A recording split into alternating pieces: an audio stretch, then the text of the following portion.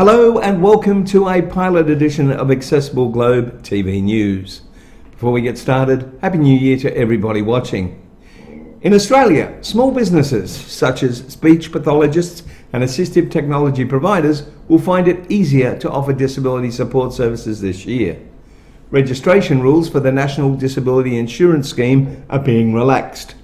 Disability support providers will no longer need to undertake a certification audit based solely on whether or not they are incorporated businesses.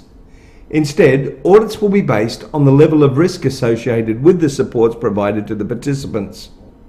Government Services Minister Stuart Robert is confident the changes will simplify registration without reducing safeguards for NDIS participants. Mr. Roberts said existing regulations were placing a disproportionate burden on some NDIS providers, particularly small businesses delivering lower risk supports such as therapies, home modifications and specialist equipment. The rule changes announced are a win for the vast majority of NDIS providers that are small businesses, such as the mentioned speech pathologists, occupational therapists and assistive technology providers, he said on Wednesday.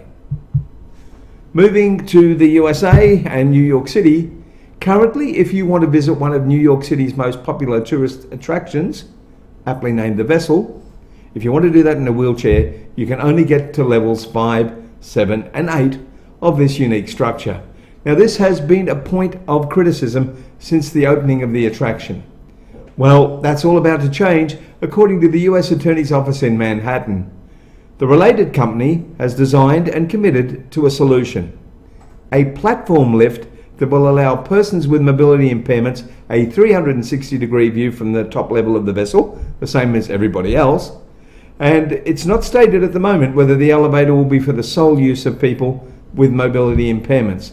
But I guess with the amount of people going up and down the vessel, there'll be a lot of people wanting to use it, and it may have to be restricted to people with mobility impairment. Going to the UK now to talk about something that's been changing a lot this year, and that is adapted fashion. Despite Nike and Tommy Hilfiger making clothes for a disabled audience, the conversation around this subject is just beginning. Last year, there's been a radical rethink in our understanding of how to design fashion for people with mobility impairment and also chronic conditions. The rise in adaptive fashion, clothing specifically designed for those people, reflects a newfound awareness of inclusive design. In fact, searches for adaptive clothing saw an increase of 80% over 2019, according to global platform search platform List.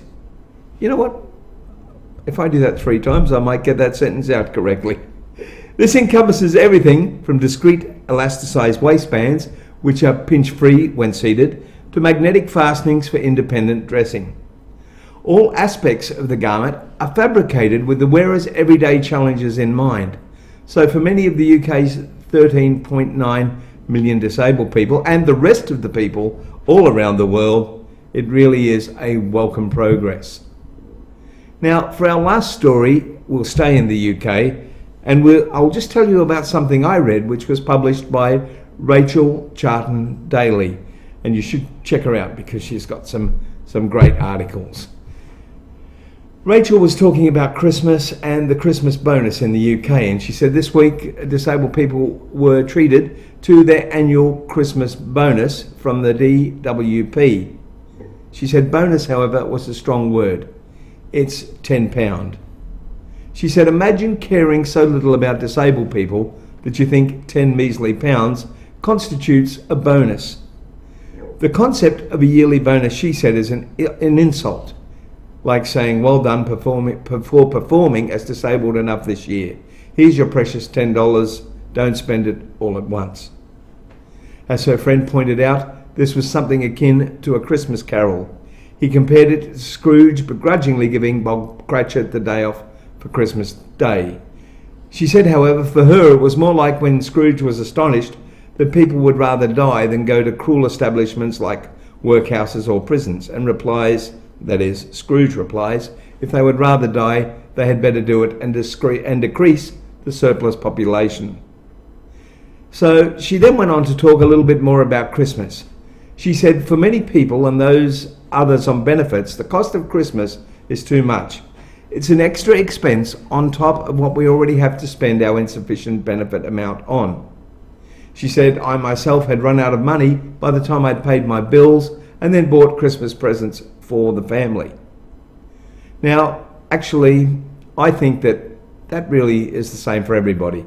Everybody spends more money than they have at Christmas time. It was the next point in her story that made me think, and this is what she said. The most depressing part of the DWP Christmas bonus is that it has been the same amount since it was introduced in 1972.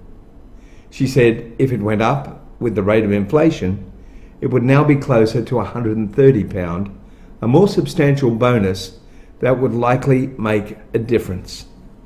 She went on to say the festive period costs hundreds of pounds, not £10. With presents nights out, it can double your monthly spending, and those monthly spendings usually start in November, not December.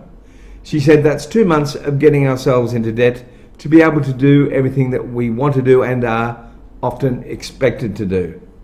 She concluded by saying if the DWP wanted to help disabled people and others on benefits, they would give them a bonus that would actually make a difference. Now, going back, that was written by Rachel Charlton Daly, and she's got an awful lot of articles online, and they're great to have a look at. 2 of the stories we spoke about in this bulletin will be doing full-size segments on The Spin, our weekly program. One will be on adaptive clothing, and the other will be on ableism, which is people who, well, they may not appear to be disabled, but they are, and the stigma that they go through. Those are 2 segments we'll be doing in The Spin this month. Make sure that you come along and join us. Please subscribe to our channels and help us build a better community for everyone. Get behind us as we bring mainstream media to the masses of the people who need it and give us all a voice. Thank you very much for listening in, and we'll see you again soon on Accessible Globe TV. Happy New Year.